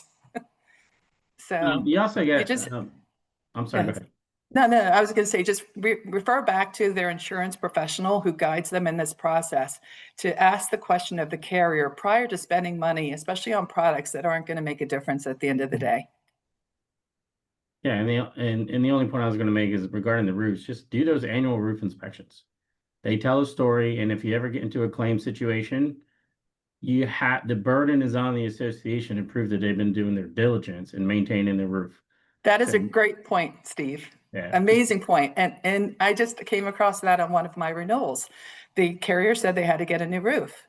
Well, I was able to provide 5 years of documentation, roof inspections, detailed reports, and they forgot it. We didn't have to get a new roof. So in fact, they did it for 2 years. So it does make a difference telling the story and communication. And it's required for the warranty in most cases. So you got to do them anyway. I tell managers, keep those records forever. Anything structural with the building envelope in itself, I know it's 7 years, scan them, keep them forever, because you never know when you have to use that just to show the story that the association and the board has been doing its job properly. Yeah, but also the level of report that they provide varies between roofing companies. You can't just have one piece of paper saying that I did the roof inspection, it's all good. Check the box, we're good, move on. You have to have a detailed report. I am going to ask one other question. There's a lot of questions in the chat and I want to try to have some time to get to that, but I have one other question which did come up, several times on the registrations, which I'm going to throw to Nicole and either Matt and Steve B, or everybody can chime in on this one. But this is really what happens if we have waived our funding for years and the increases from fully funding the surge reserves are going to cause a financial hardship for many of our residents. Okay, I think everybody can add in something to this, but I'll start from the budget process and from the financial end, a couple things. So for years, when we knew this new law was coming into play, everybody from reserve, insurance, attorneys, we were advising all of our boards to start looking at this and start setting aside.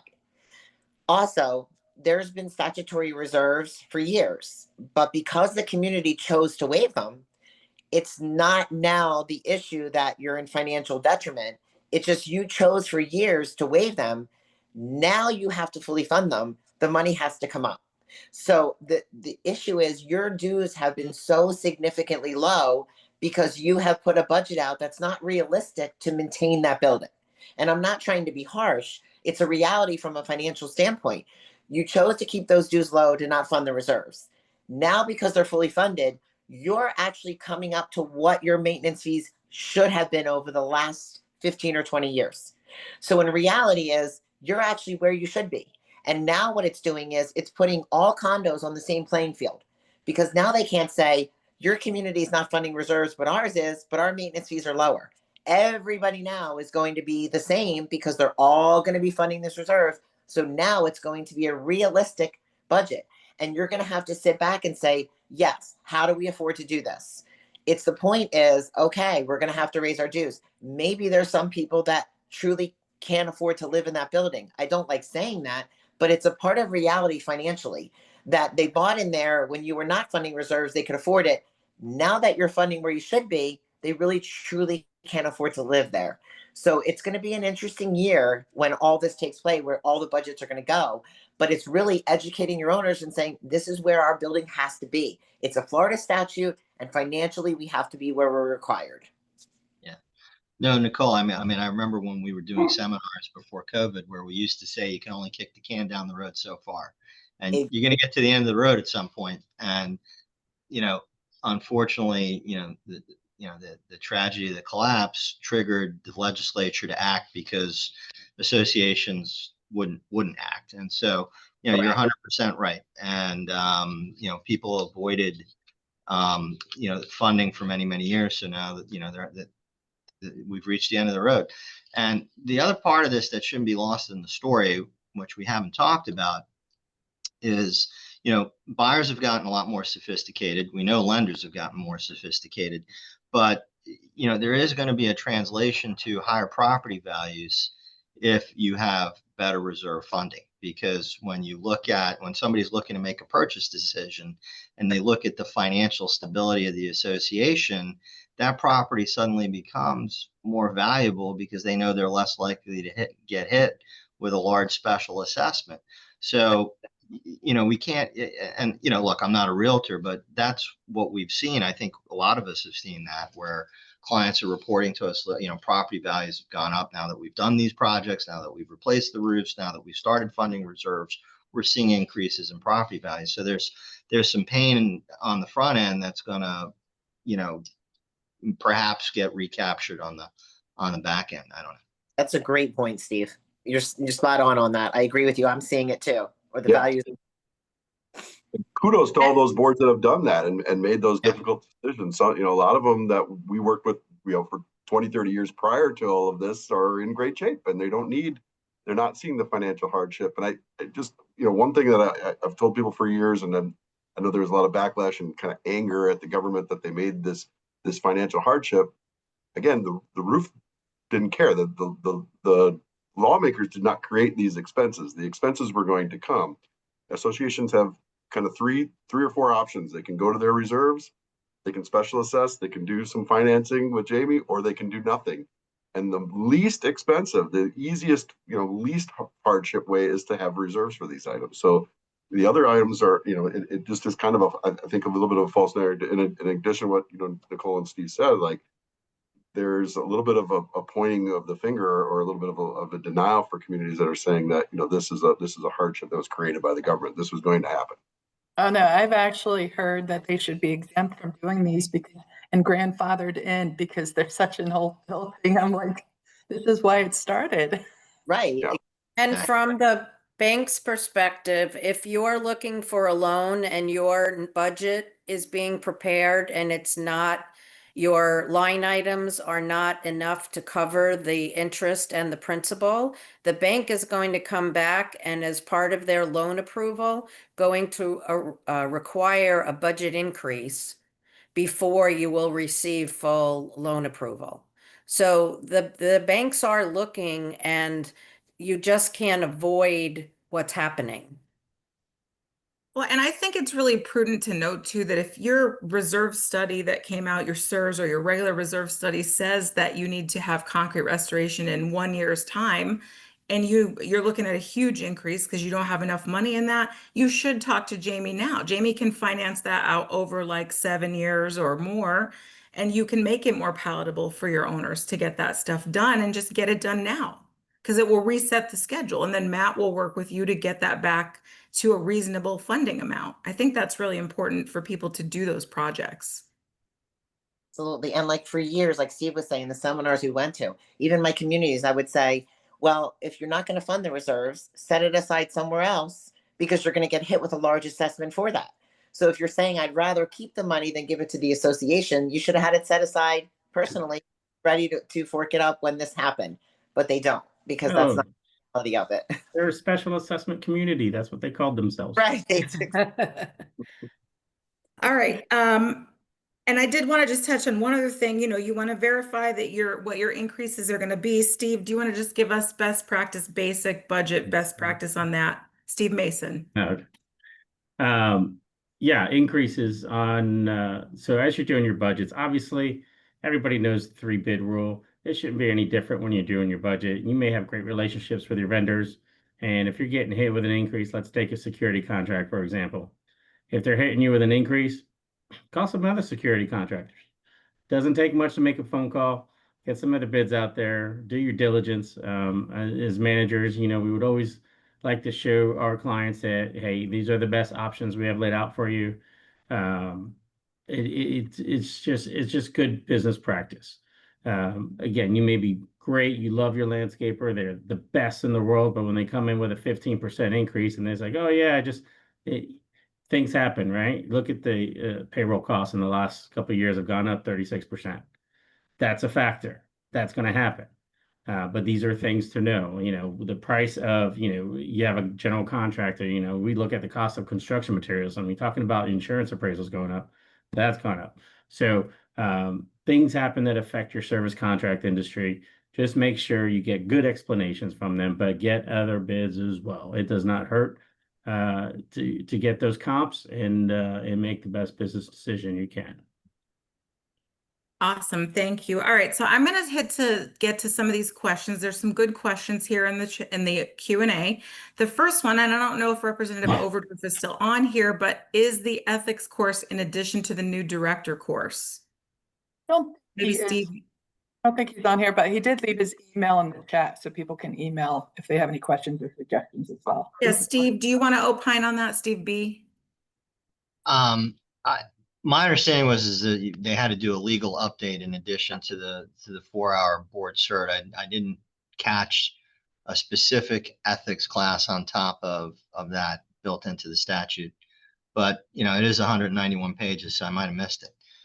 I think the representative simply misspoke there. Yeah, you're right, Steve. It's a legal update. There's a 4-hour board certification and then a legal update annually after that. Yeah, and I think those courses have to cover certain topics. So from that perspective, it's going to incorporate a lot of these things that he was referring to as being, mandatory obligations of the board, and they have to be conversant on, certain things like, their obligations with regard to official records, their obligations with regard to the seers, so from that perspective, if, viewed through a lens of ethics, that's, I think, where it's going to get picked up is, in the board cert class. And let me just preface really quickly, if I'm dismissing your question, it's probably because it's very specific. We can't give you specific advice that would require us to have some knowledge of your governing documents. So that's something that you probably need to go to your own association's attorney for if I'm skipping you. So I apologize for that, but I am trying to get to what we can answer here today. So the next question would be, what recourse is there other than the DBPR complaints for like late financial statements to the owners? It's, from my perspective from the accounting, it's only condominiums that would be able to turn it over. The state would do the investigation because we've seen it, and they would come in and determine it, but it's only from the condo side, and that's the only way that you have is through the state DPPR. That's it. Steve, I don't know if you know any other ways they're able to report it. The Sears? So their financial reporting, when it's required to be issued, Okay. If they're delinquent, like a long time. Yeah, I imagine that's going to probably get picked up on this new account that they have to have. So I'm not sure. My extended to 180 days. The report's not required now for 180 days. Right. But I'm not sure. How that's going to get picked up by the division. Here's the thing. I'm sorry, Nicole. Go ahead. No, it's okay. Here's the thing. I mean, they report. Go back. No, just my simple thing is like they're going to report to DBPR. They're being an owner. DBPR will slap a $5,000 fine on you if they find cause. You end up paying that through your association fees. So I mean, this is a circular loop there. It just doesn't make sense. You're so right. Well, I think the issue there is that it can, what's the reason for why it hasn't been completed? Is there a legitimate reason, or is it just isn't getting done? We look at everything from the perspective of, our clients are doing the right thing. there are associations out there that may not be doing what they should be doing. So, that's the issue. And, we have owners that have a quick trigger finger, unfortunately, and that creates problems for our clients. And like Steve's saying that, what I recommend if you're an owner, I would reach out to the board, find out if they have a signed engagement letter, and find out if they're getting the audit done. If they are, and they have a time frame, don't turn it over to the state and find yourselves. Know that it's being worked. Find the time frame and get the audit released. That's how I look at it. Don't hurt yourselves if it's being done. Yeah, if they don't have an engagement letter, then you got a problem. Right. Yeah. Exactly. Great suggestion.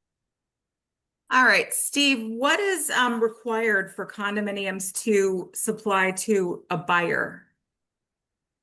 The budget. Sure. So there's a couple things. Number one, every condominium association is supposed to have an FAQ, which is a state promulgated form. The other thing that a buyer is entitled to is the SEER study and the milestone inspection report. Also, in the same vein, a lender who's financing the unit is entitled to that information. I saw in the Q&A, am I required to provide a buyer with all the minutes of the association? That's a no. You're not required to provide a buyer with a year's worth of minutes or 2 years or 7 years. That's something that the seller, as the owner, has access to if you have a website.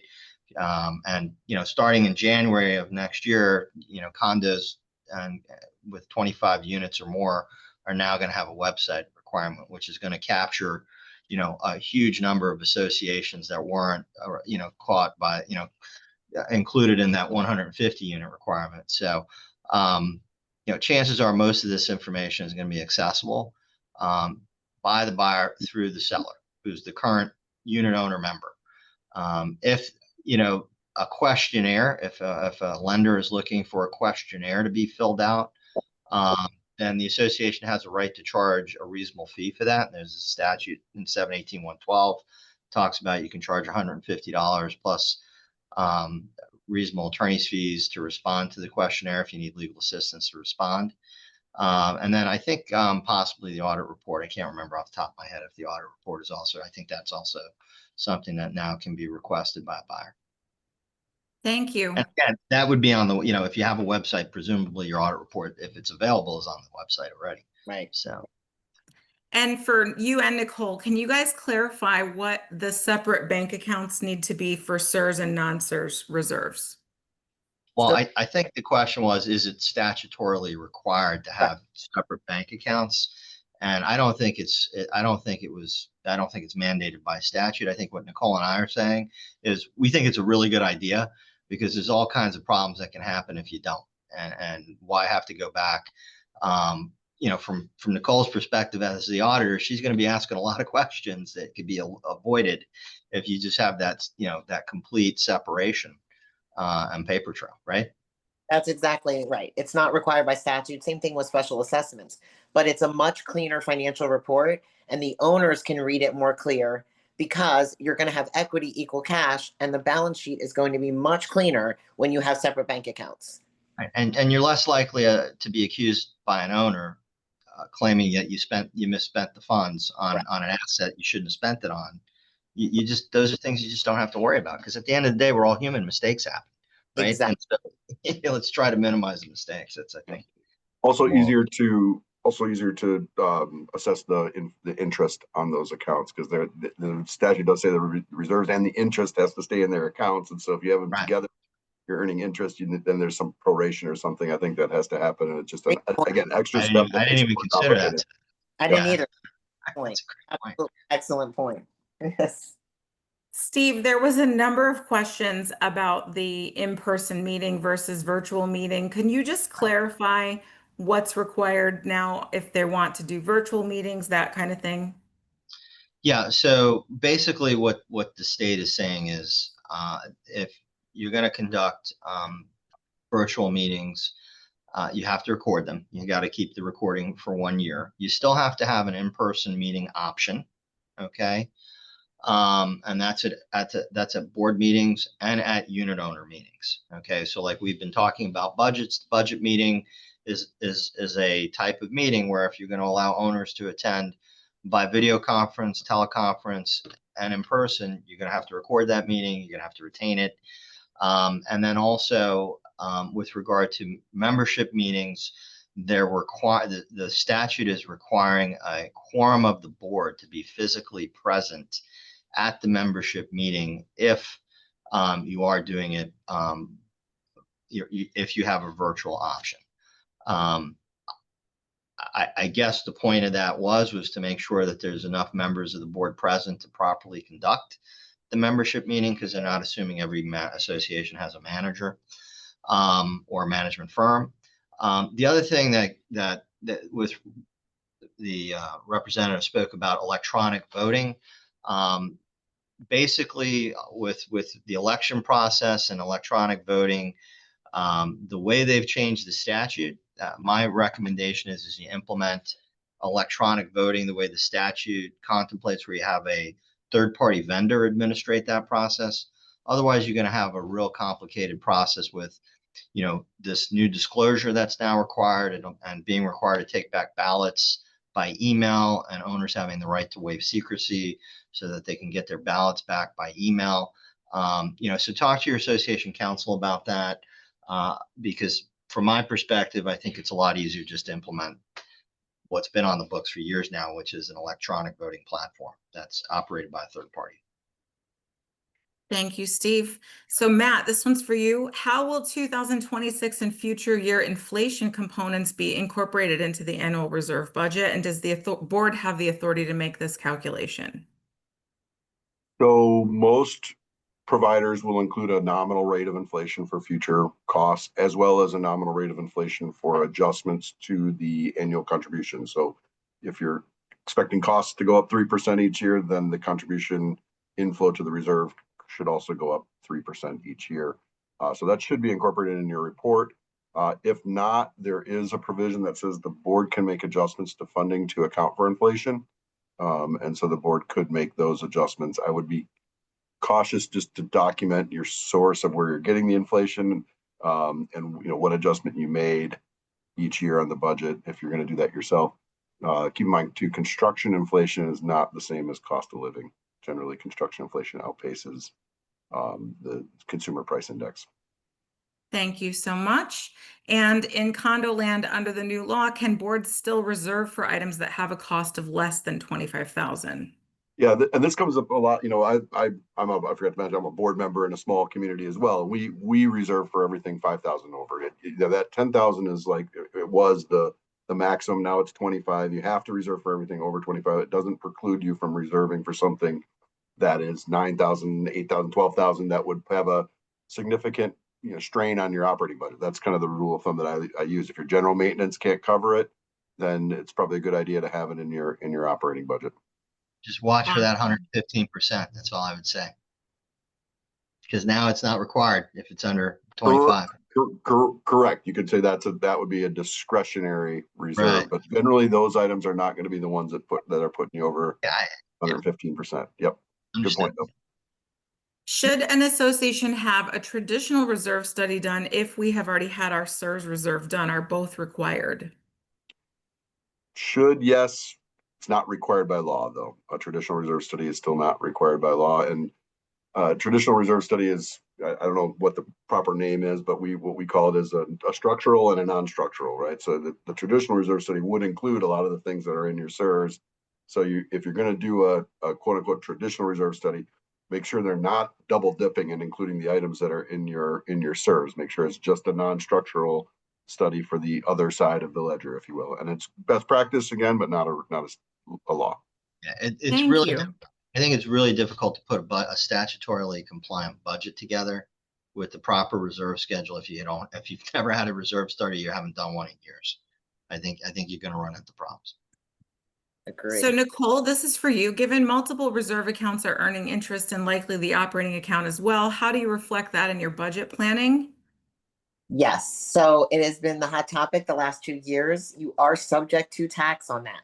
So you need to make sure that you're including that because you are subject to tax. So you also have to determine if you're following the 1120H homeowners association tax return that's taxed at 30%, or the irregular 1120, which also has a Florida return, and the tax rates are different on that. So you want to make sure you're reaching out to your accountant. You don't have to make estimated payments on the 1120H, but you must incorporate in to your budget taxes. We have associations this year that some of them were paying. I just did one recently, $93,000 in taxable. That's what they owed the IRS. They didn't have it in their budget. And said, well, should we just not be making interest on our money? Well, of course you should be, because you're actually making more than what you're paying in tax. So that doesn't make sense, but make sure you're incorporating it into the budget to be able to pay it. So I hadn't thought about it. So that's interesting. So can you pay the tax from the interest income or no? Yes, you absolutely could. And you can pay if it's earned on the reserve side, you can use the reserve obviously for that because it's earned on the reserve side. But right, you have the interest, you've earned it, use that. Just some of them reinvest it. So then they reinvest okay. and it's not available. Then it's not available. Okay. Correct. Gotcha. And our properties under 719, so cooperatives, are they held to the new DVPR reporting laws? In terms of? That's the question. I'm guessing with like the reporting on the SERS stuff and the other stuff. Yeah. Most of the changes that are in 718 trickled into 719 as well. Awesome. And we kind of covered a lot of these in what we were talking about. How does the change in building code affect the functionality of an existing roof? Unfortunately, common sense is not so common. That's true. I think that's beyond the scope of this. Yeah, I think that's beyond here. Okay. On what basis does an insurance deductible qualify as a reserve line item since it does not have a determinable life? Contingency. Yeah, I don't think it meets the standards for a reserve item. I think the statute allows for it because it is such a hefty number, right? But it wouldn't be in a study. There's two things here. Insurance deductible for regular perils of loss or your hurricane deductible. I think we're talking about a hurricane deductible. The hurricane deductible, that's the large number, right? I don't recommend having a reserve line item for your hurricane deductible. And here's why. If you get a hurricane that comes in, damages the property, you need to hire a professional to ascertain the amount of damages you have. That's what PAs do. That's what engineers do, or general contractors. You have to make sure it's enough damage. And I tell managers this all the time. Don't be the one to make that assessment. Have someone else come in and make that assessment to make sure it's enough damage to meet and or exceed your deductible. I know buildings that didn't think they had enough damage that, though, okay, I had leaks through windows, but it didn't cause enough damage. Well, they didn't have a professional come in. They did later on and proved that things were compromised and it added $10 million to their claim. It's that decision making that's going to affect everything. So don't recommend having a reserve line item in for that storm deductible. Just let the professional come out and assist you in recovering that expense for that storm, and make the determination if the claim will meet that deductible or not. And so you have an idea. Remember, landscaping is no part of it. That's all out of pocket. Yeah, and listen, their individual HO6 policies should have some loss assessment coverage, right? So that they could tap into for a special assessment. And it's increasing. It increases. I remember when they first rolled it out, it was a $2,000 limit. Now you see $7,000 limits for the storm. So I do seminars at properties all the time, and I tell them the importance of having an HO6 policy. I'm like, people get one, because that's a huge factor, especially if you're in a coastal property. Huge factor. You get that special assessment coverage for storms. And I know I didn't get to everybody, but we're almost out of time. I have one more question for Jamie. So if the association has waived reserves in the past, but they're getting back on track and they want to do projects, would the bank approve a loan to do those, to fund those reserves or to do those projects? Yes, we're not looking to make sure that you have enough reserves in your bank account. Our qualifying factors for a loan are the number of units, what are your delinquency ratios look like, how many investors in your property, what is the value of the units, and what is the cost of the project that you're doing. So cash in bank is not a qualifying factor. Thank you so much. And I know if we didn't get to, I apologize, but Peggy is going to also send out a list of all of the contact information here for our panelists, and I'll let her turn it over to her to say goodbye to everybody. So Peggy. Peggy, can I add one more thing before we say goodbye? Absolutely. I'm sorry. This is a law No. change. When I do seminars, people don't know this at all. And it's a law change that happened last year in the insurance world. And managers really need to know this. And this is not 718, 19, or 20. It's Florida statute 627.70132. This is the statute that is your statute of limitations on filing a claim. So you have 1 year to file a claim and only an extra 6 months to file supplemental if you have to face that situation.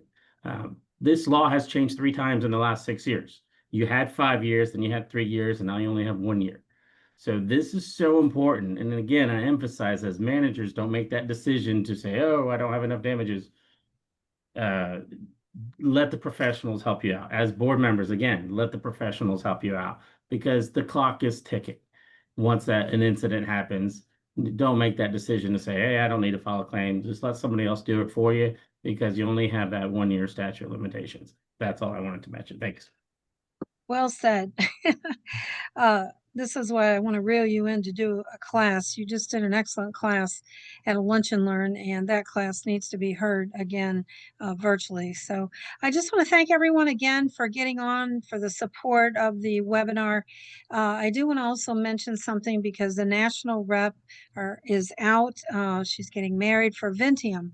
If you don't have a website, they are experts in website creation, support, and also showing you how to store these documents everyone's been talking about today. So please refer to them, get a price. It's not that expensive. It's very affordable and should fit into your budget for that. I do want to thank all the sponsors at that point. I'm not going to go through the whole litany of upcoming webinars, but just to close out August, the next webinar is going to be about the president of City Quiet Windows and Doors. It's an IFM credit for the managers, insurance and financial management implications on windows and doors. So I hope you can join us August 27th.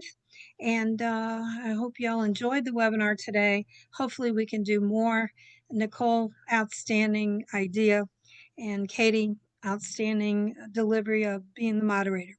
So thank you, everybody. And we'll see you on the next one. Peggy, Katie, and Beth, great job. Thank you. And like I said, if we didn't get to your questions, Peggy is going to send you a list of all of our contact information. Please feel free to reach out to the individual panelists. Wonderful, everybody.